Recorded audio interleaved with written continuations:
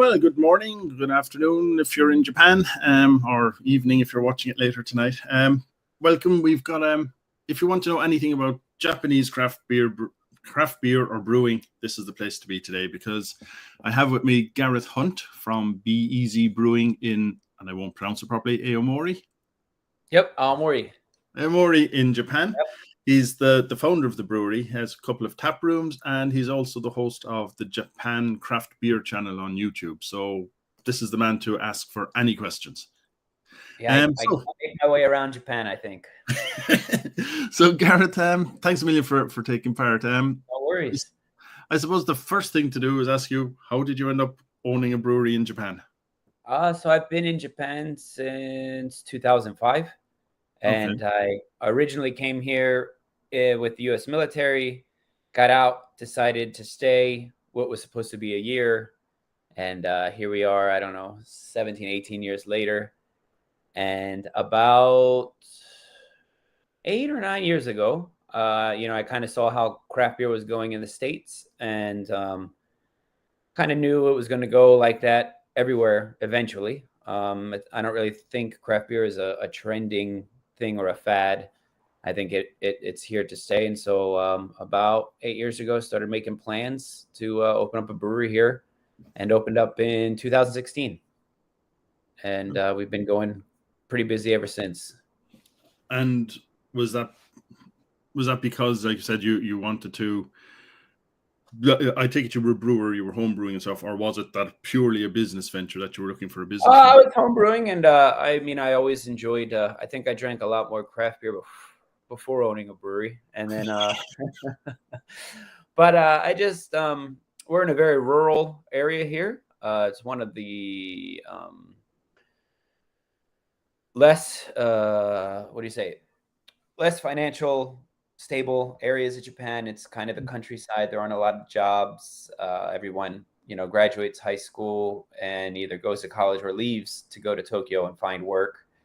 And so I thought making a brewery would help let me venture out in the creative side. It would also create local employment opportunities.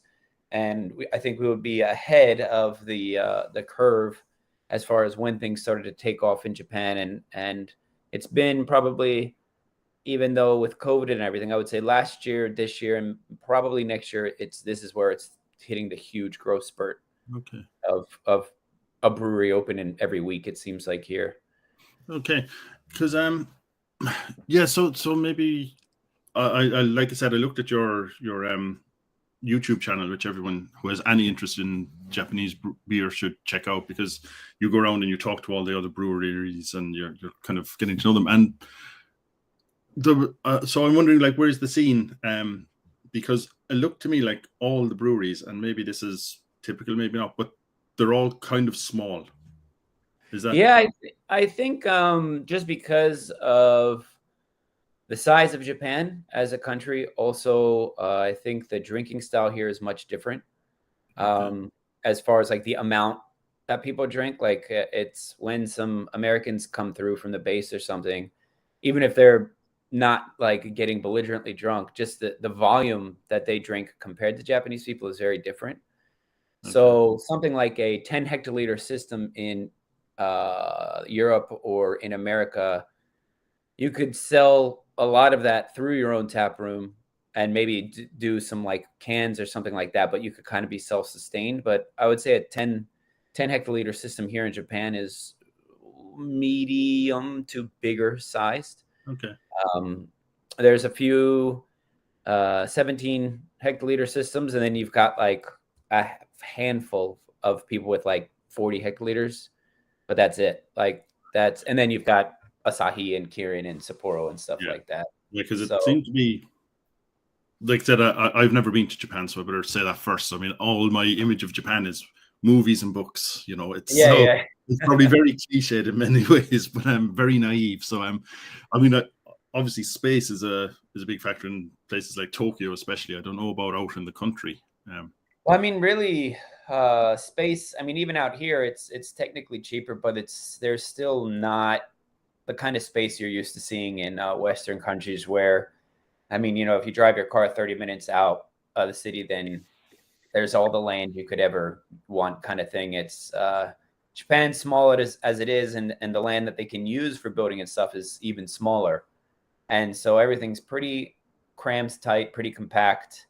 I mean, I don't even know how people fit 500-liter breweries in Tokyo. Like, it blows my mind when I go in, and it's basically like a hallway. Like, they've got a brewery in a hallway almost. Yeah, it's crazy what they're doing. So, like, sorry, that kind of fits in again, my naive understanding. Like, most of Japan, the businesses there are small family businesses. Is that right? Yeah, I mean, there's the big businesses, but it's pretty common to go to, anything from like a tofu shop to a car shop to something, and there'll be like a third or fourth generation person, family person running it. Their great grandfather opened it, kind of thing. It used to surprise me a lot more, when I'd hear like, oh wow, this place has been making traditional Japanese sweets for 115 years or something. But like, I don't know, it's pretty common over here at this point for me. So yeah.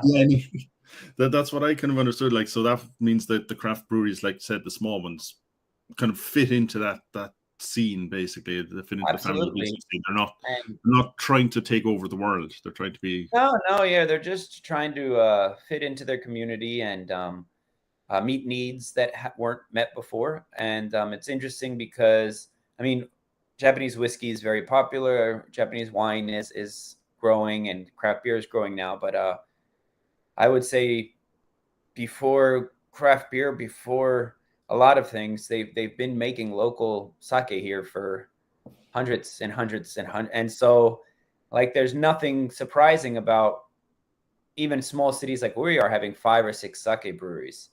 Okay. But I think that's also because it's been going, I think the youngest sake brewery in our city is 95 years old. Okay. And they're like a child in the sake brewing scene. So when you look at it like that aspect, I think, with craft beer spreading and things like that, it's just kind of another step to kind of bring things back to more local, more centered on the community kind of thing. And like, what is the craft beer drinker there? Because again, I'm going to keep mentioning that I know nothing, but from outside, Japan seems to be, like I said, it's the traditional. It has a huge traditional culture around the sake and around, everything there, and then it's also the future. And I don't know, are they two separate kind of communities? Does everybody kind of fit into both? And who then goes after craft beer? Who drinks craft beer? I think, like most places, I think people borrow a lot from America. The brewing ideas, the brewing styles. I think right now, as far as Japan goes, we're finally on the downward slope of the hazy IPA boom and stuff like that. But it's definitely, opposed to being a lot more traditional Japanese-esque, I think it's a lot more mimicking and doing what breweries are doing in America. Okay. I would say that the people that are sticking to traditional Japanese ingredients or trying to do things Japanese-esque wise are actually expats more than the Japanese. I don't. It's a weird thing. Like, I don't know. Maybe they just not take it for granted, but it's normal for them, so they don't think anything of it. But anytime I've seen unique Japanese ingredients or sake yeast or koji or matcha or yuzu or kokuto, which is a special black sugar from Okinawa, like anytime I've seen most of that in beers, it's been breweries that expats are running. Yeah, so I think people, brewers and customers, need to get over the, oh wow, this smells so different than macro lager. It tastes so different. I think once they get past that, it'll kind of find their own way and start, rebounding back to what actual Japanese flavor preferences and stuff like that are. Okay, so yeah, so it's like you said, it is very young there. It's yep. It's, I mean, people are sending our brewery emails even up to like, a year and a half ago, because I never wanted to do it, but I did it for a while. But like, I just don't get putting IBU on beers. I just think it's kind of stupid, and I don't see the point in it. And even up to like a year and a half ago, we'd release beers and be like, oh, what's the IBU? And I'm like, I don't know, a million, man. Like it's just not that important. Yeah. Like but when you look back at, IPAs in the early 2000s in America, like that was a big thing, like 90 IBU IP, and it was just like, it was because nobody knew what an IBU was, and so it's kind of like that, where it's just kind of a little bit older, like so that sounds like, I mean, it is going to be perfect for Japan once the kind of the pendulum swings back to where it is everywhere else, and everywhere else seems to be going more like traditional. There's saisons and kind of using traditional ingredients and trying to be more local. So it sounds like Japan could be a major powerhouse when it kind of settles down a bit. I think so. I think once you get over the shock and awe of it not being Asahi super dry, then you can only go that way, right? Like you have to rebel first and then settle down. You can't drink 9% hazy IPAs for the rest of your life. You just can't do it. It's just not feasible. So is that what everyone, that, like you said, it's mainly that's what kind of craft sorry, go on. No, it's the driving force here. Like we'll we release 2 or 3 new beers every week, and our hazies will sell out kegs and cans in about an hour or so. But recently I released a apple basil saison, where I used fresh basil in the whirlpool. 70% of it was wort, 30% of it was apple juice, and then I dry hopped with roasted apples that I left the skin on. And it was kind of like a product of love. It's a very super interesting beer, but nobody wants to buy it. So got to get back to cranking out the fruit juice. Right. Yeah. So, but yeah, I mean, that's the same thing. The only thing is, I suppose, like you said, if it's a small areas, you can produce experimental batches that you don't have to sell straight away, do you? Yeah, no, I mean, when I say it doesn't sell, I mean, the beer will be around for maybe a month and a half or something. Okay. But I don't like, our beers aren't pasteurized, they aren't filtered. So our DO levels are under 50 ppb, but still I would rather the beer be gone quicker than later. I mean, not only for obvious financial reasons, but just because. Second, we've lost your sound. Oh, sorry about that. The copying machine next to me is going off, so I muted it to try to smooth things out. And yeah, no, I don't remember what I was just saying. No, you were just saying about you prefer people to drink it fresh and yeah. It's just so it's nice to get the beers out there after they're made, when they're in their best condition, kind of thing. Right. But luckily, moving beer around Japan is super easy. There aren't any strict laws or state-to-state stuff like America or other places. It's we have the local post office basically come by every day at 4, and they just load up a refrigerated truck and take it around Japan for us. All right, refrigerated and all from the post office. Yep. So it's our beer. Ideally, is from the time it leaves the tank to hits the glass has been refrigerated the whole time. So. Okay, that is some post office service. You wouldn't get that here. So that brings, like, where do you sell your beer? Because you have 2 tap rooms, do you? Yeah, so we have 2 tap rooms. So we were a keg only brewery up until COVID, and obviously that wasn't going to last. So we scrambled and we bottled for about a year, and then got a canning line. But we sell a majority of our beer to Tokyo. That's where a lot of the craft beer drinkers are. That's where, I mean, a lot of the people are in Japan. But we sell our beer throughout the whole country, every single prefecture, whether it's kegs going to craft beer bars and restaurants, or if it's cans going to supermarkets or select shops or liquor stores, or we sell stuff online here from right out of our brewery. And between our 2 tap rooms, we have customers swing in and grab packs of beer and stuff like that. So it's I would say locally within our area, we sell about 30-40% of our beer maybe, and then the rest is throughout all of Japan. Yeah, that sounds a good solid base locally to kind of base everything else around. And are cans, is there any preference for cans or bottles over there, or do people care? It's cans are relatively new here. I think there's still more breweries bottling than canning.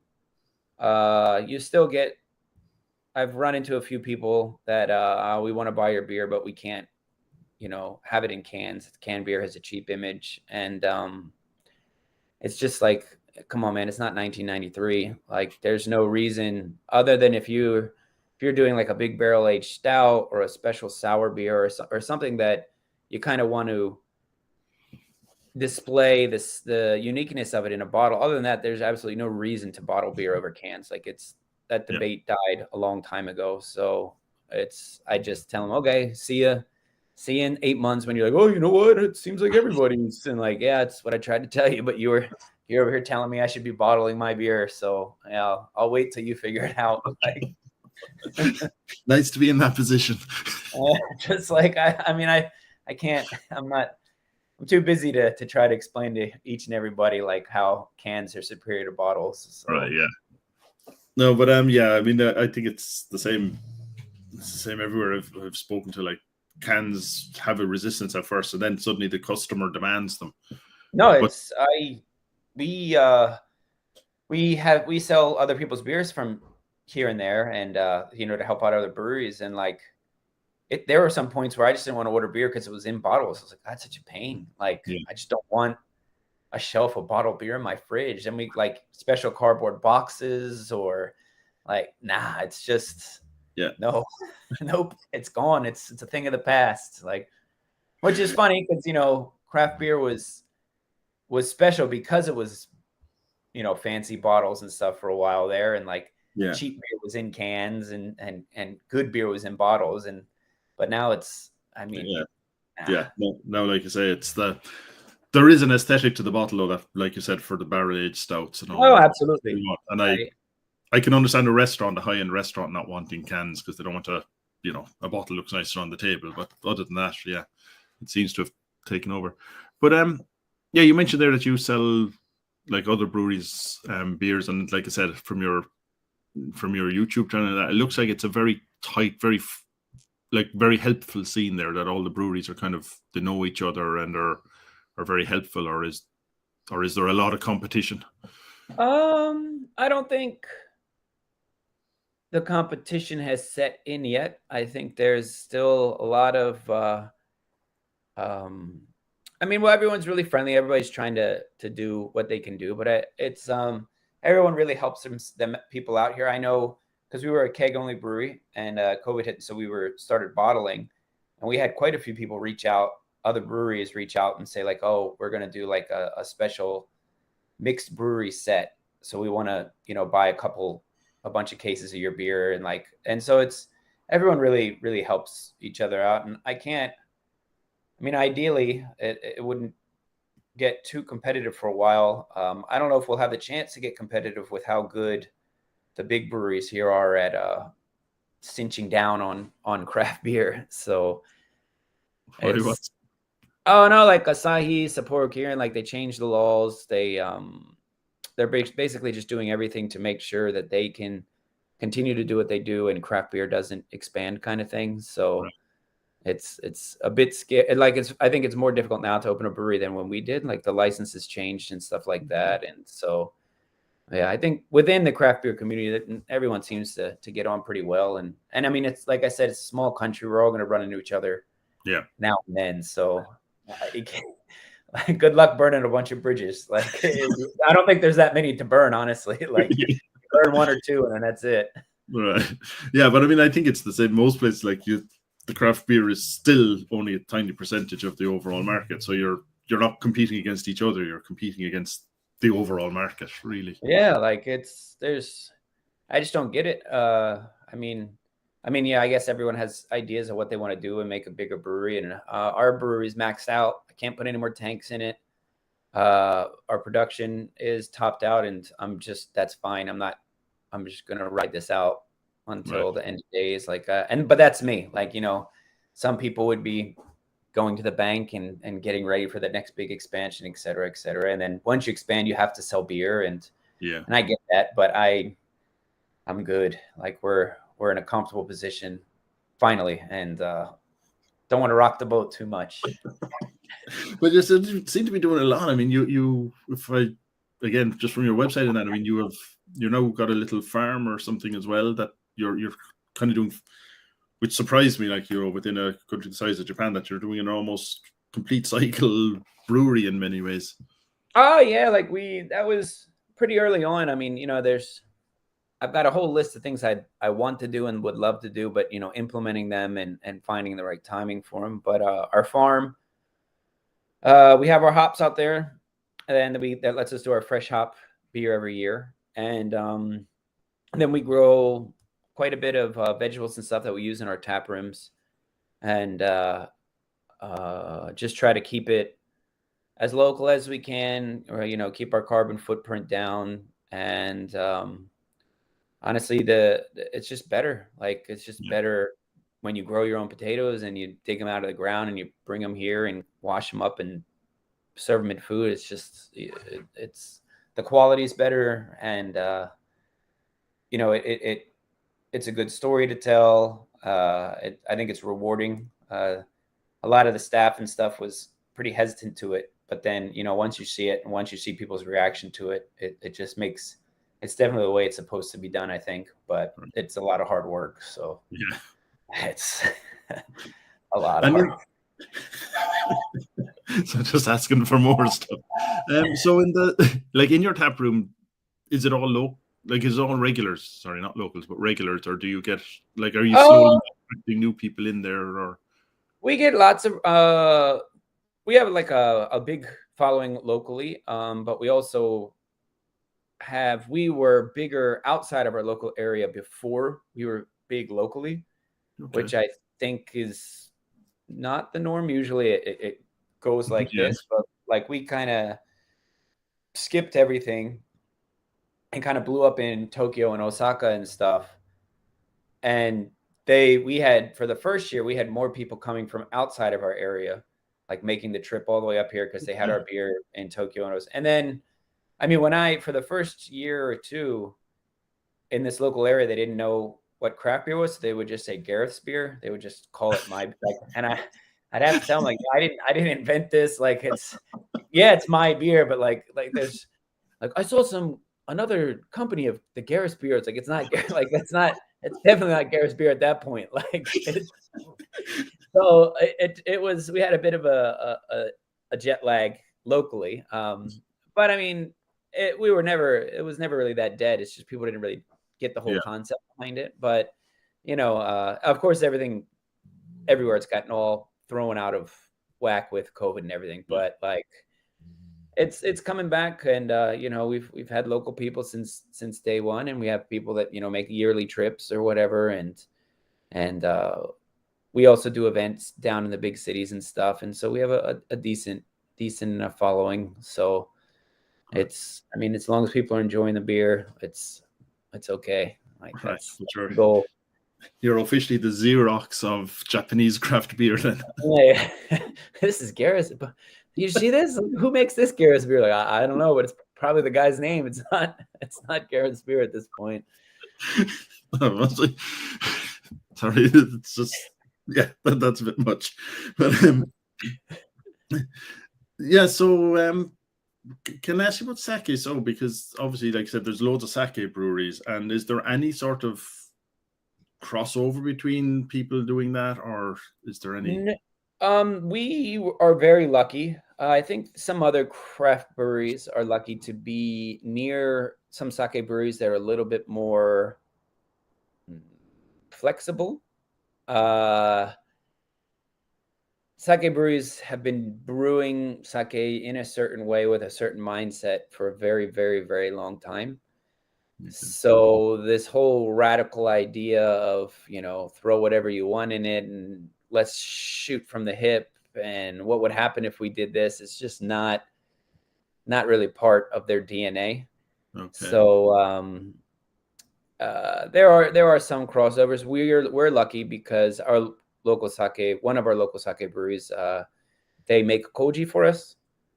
So we'll ask them, can you make so Japanese sake uses yellow koji, and they are always making that. So we can always take some of that, but they also make white koji for us if we need it, which is never used in sake. We've used a few different sake yeasts and stuff like that. And, when I've used the yeasts, the sake yeasts, they're only really good at fermenting glucose. So when you put it in wort, it has a lot harder time. And so as far as with us, we have a really good relationship with the sake brewery. And I know there's a few others around here and there, but there's also sake breweries that just won't even let people see inside. Like they're going to steal the secrets, or I don't know. It's a very traditional world, I guess, is the best way to put it. So. And is it widely drunk there? I would never have a good picture of or whether it's, I think so.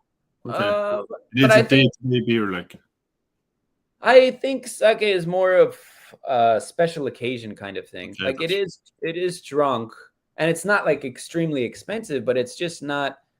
I don't think it's so much of a daily drink as it is New Year's drink or a summer holiday drink, or I mean, you'll drink it when you're having traditional Japanese food, but I mean, if you go anywhere outside of that, if you go to a bar or Italian restaurant or something, you're not going to find it there. They have sake bars, sake specific bars and stuff, but I think it's not as, I think there's going to be more canned whiskey sours and stuff like that in people's fridges than there are sake bottles, probably. Yeah, because I had no clue. Again, Japanese restaurants, you get it and you drink it, but that's it. But I did see, what was it, David Brooklyn Beckham is fronting some big sake thing. So I was wondering whether there's a big push for it, or whether it was popular in Japan as a daily drink, because they seem to be doing it in cans, and I don't know. It was Beckham, so yeah. No, I think I think it's actually in a good way. It's not really thought about. It's just normal. It's just and that's not taking anything away from it, but there's a lot of there's some places in foreign countries that are starting to make sake or attempting at it, and we've seen it. And I've had some from, I think it was France or something, and it was okay, but the standard over here is obviously very high, but it's not like the craft beer thing where it's about rarity or lining up to buy it, or untapped scores. It's just oh, you've got a bottle of sake, okay, let's drink it. Okay. Yeah, it's good. In the best way possible. It's no weird things going on. It's just no IBUs listed on it or anything. No. So no, I know you kind of have a limited amount of time. So where do you think the scene is going in there in Japan? Because from what it sounds like, it's so far a couple of years behind, say, the US, and it's still on the hazy IPAs. But it, like we said, that'll change. So if that changes, what does Japan look like then? I think it's going to get a little. There's going to be some growing pains here in the next year or so, just because the one unfortunate thing about brewing beer in Japan is there's no literature. There's no way to really gain information in Japanese. There's no brewing school in Japan. Okay. There's no,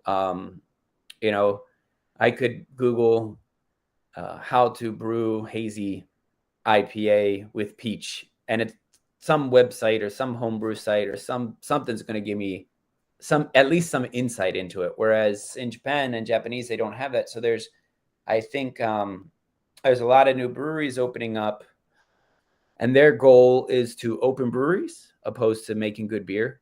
Okay. And those are two very different things, in my opinion. Anybody with debt or money can open up a brewery, doesn't necessarily mean that you're going to be making good beer. And so I think the rush to open up breweries might, kind of give it a dip in quality, but then it'll work itself out, and the customers will figure it out pretty quickly. And little by little, I think each town, each city will have 2 or 3 or 4, 5 craft breweries, just like everywhere else is getting to, and small breweries that you can go to. And I don't see any big breweries ever, big craft breweries, like America's Stone or Rogue. It's just Japan's too small for that kind of thing. So I think from now it's going to be a lot more 300 to maybe 1,000 liter breweries just popping up all over Japan. And hopefully they'll become an integral part of their community. Right. And actually that brings me back, because you mentioned Asahi and that they're kind of trying to make it difficult for people to open breweries. Are they doing any of the thing that you see the big brewers do elsewhere and set up their own craft brands and trying yeah. They're really good at it. I mean, and customers here don't know any better, unfortunately. So you've got Kirin Craft. It says craft beer on the can. You've got Suntory Craft Beer. Just 2 years ago. So there's 2 different. It takes a while to explain, but there's a thing called beer here, and then they have a special term here. It's basically almost like malt liquor, but it's not malt liquor. It's something different. It's like, so if you use any adjuncts or anything, basically it's like their beer is based off the German purity law. Okay. So if you add something into that outside of it, it's not considered beer anymore. It's not like cheap malt liquor. It's this weird Japanese thing. And to get a beer license, you have to be able to produce 60,000 liters a year, which is a lot for these smaller places. To get this quasi beer license, you only need to produce 6,000. And so what they did at first during the micro beer boom in the 90s is they made the law that way because that quasi beer was kind of looked down on.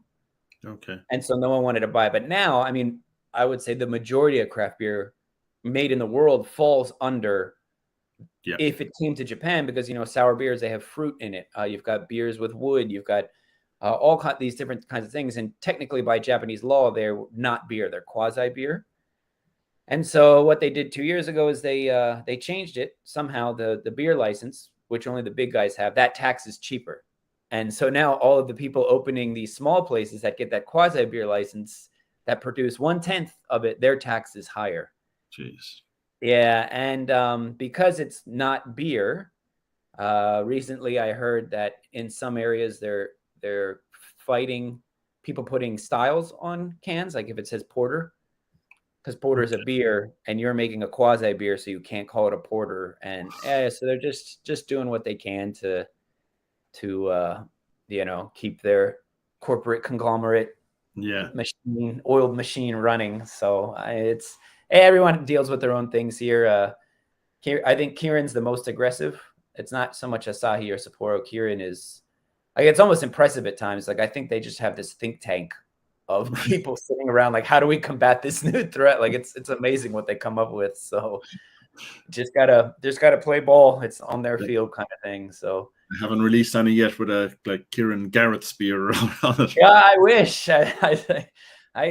Well, I already told it because when the thing came up about them not being able to put porter on it, I already have if they ever come to me and say that for whatever reason, I'm just going to add an extra letter on there because it's Japan. It's not, English isn't the main language. So I'll spell porter with 2 R's. I'll spell stout with 2 T's at the end. Just be like, well, no, it's a different word. You want to play games? I can play games as well. Let's. So I mean, outside of Japan, I mean, you just back from New Zealand, weren't you? Yeah. So give me 1 sec before my computer dies. 1 sec. Okay.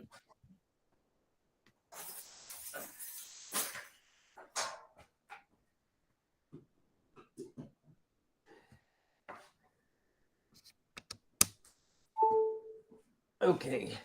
Yeah, I went down to Nelson in New Zealand and checked out a bunch of hop farms, and went to what I think is one of the best hop producers currently, Freestyle Hops from New Zealand. And I went and checked out their process and talked with them, and rubbed a lot of hops and did some hop selection, and put in a pretty big order for their hops coming up this following year.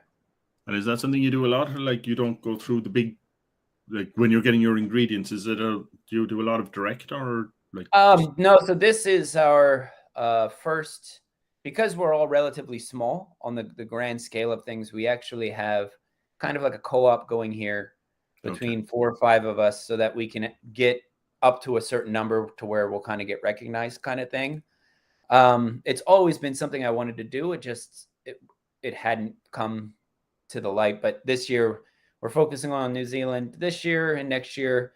And then we'll slowly, hopefully, try to get focused on America and stuff as well, because they have suppliers here that import products. The problem is none of them are brewery or beer related companies. They're like, one of them, it's like what do you say? A division of a huge thing. So they import coffee, they import liquors, they import flour, they import sugar, and they import hops. Right. And so, yeah, it's, a vanilla bean is a vanilla bean is a vanilla bean until you realize that it's not.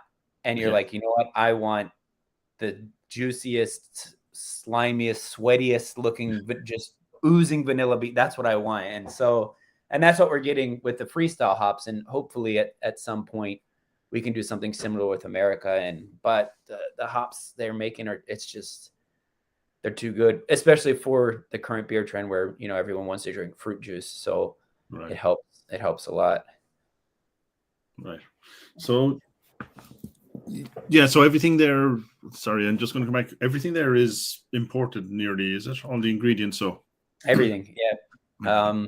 We use, for our malt, the majority of our malt is English Simpson's malt. Okay. Little expensive, but as far as like the crystal malts and specialty malts go, in my opinion, I don't think there's many that can come close to it. And then we use some Best Malls and some Irex, 2 German maltsters. And then hops, mostly America, New Zealand, every once in a while some German stuff. And then and I mean yeast as well. It's all imported kind of thing. So yeah, there's no malting done in Japan. They grow hops here. I think Sapporo and them, they have hop fields, but I think they just grow stuff for like bittering. Like there's no actual hop projects here or anything like that. So yeah, everything is imported. Right. So, and that's all, like you said, through big conglomerates. So it's kind of hard to get specific stuff. Yeah, it's hard to get specific stuff. Depending on your size, it's hard to get the good stuff. Like they're, when fresh bags come in, they don't go to the guy that's buying 100 kilograms a month. And so, just trying to find ways around that. Like same with malt and stuff. Like we're trying to get together and just fill containers for us. And right. I mean, it's a lot less to do with like undercutting someone or taking out the middleman, opposed to just we want the best ingredients. Like I'll buy it even at a raised price from anybody, but like a lot of the times here you get it's a lot of places, but you get a bag of Citra and you don't know if it's going to smell like passion fruit or tortilla chips. And like I can't be paying 65 American dollars for a 5 kilogram bag of tortilla chip Citra. Like it's just not how it goes. Is that something you could see happening, that like more specialist kind of? I think so, because the smaller you are as any business, the more flexible you can be, and the more fluid you can be. It's really hard to turn a big ship kind of thing, and so hopefully, I hope, just for my sake and for our customers' sakes, that a few places pop up here and there, and then maybe the main people will kind of get woken up and like, oh wait, we can't just move stuff from A to B anymore. We actually have to put thought into what we're doing, and oh, well, nobody wants our tortilla citra anymore. I guess we better contract better citra. Like, yeah. So like, I mean, ideally, hopefully, like, because when that happens, everyone benefits. The brewers benefit, the customers benefit. Like, so I hope little by little. It's just things like that. Japan is super strict when it comes to food things. Okay. Anything food related, anything import, like it's so. I mean, if I would never attempt to do it, like just the process seems very grueling. So if someone else wants to do it, I'll gladly support you. But okay. So listen, I'm going to have to let you go soon because I know you have other things to do. Is there anything that I should have asked you there that maybe you said someone outside of Japan would suddenly want to know, and you'll say, "Oh God, we've missed an opportunity to tell them"? I don't think so. Just, I mean, all the information's out, pretty accessible now. So, if you come to visit Japan, if you're in Tokyo or Osaka, just even in English, Google Maps, put in craft beer, right. And some places are going to come up, some breweries will pop up, and go check it out. I encourage people to try some of the more unique beers made here. There's some people making beers with bonito flakes. I'm not a big fan of it, but it's like a Japanese seasoning type of thing. Okay. And it might not be a lot of foreigners' cup of tea, but I think it's a nice insight to see that there are a lot of other things in Japan other than yuzu and matcha. So yeah, well, hopefully, like you said, as people maybe as Japanese people themselves, Japanese brewers themselves kind of get past the hazy phase, they might start experimenting and kind of bringing out the local flavors. And I hope so. Anything but yuzu and matcha. Anything but. Actually, before I let you go, one question on that. So, is there a lot of Japanese beers exported, do you think, craft beers, or is it all staying within the country? No, and I don't think it's really possible. I want to say we have some of the highest alcohol tax in the world. Okay. I don't know what it is for other countries. I know for America, for example, I think a gallon, depending on where you live, is between 20 to 30 cents for a gallon. A gallon's 4 liters. Here in Japan, we pay $2.20 a liter. So that's $8.80. Again, going back to what we were talking about earlier, all of the ingredients are imported. Yeah. So like we're paying more for the same malt, we're paying more for the same hops, we're paying more for tax. Also, Japan is mostly just Japanese people, so there's not a lot of immigrant workers here. So the average salary is a lot higher, and so like I just don't think it's feasible to make even with something like matcha, to make a matcha IPA, send it to California, send it to Europe, and then expect people to pay $10 a bottle for it when you could buy something in country. Like it's just not.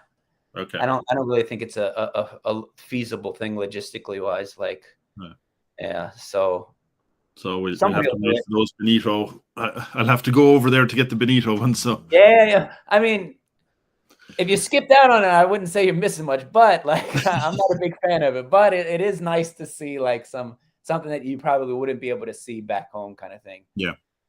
Well, that's the thing, isn't it? I mean, beer tourism, at least at the sense of you go somewhere and you want the local beers and you want the thing that sells.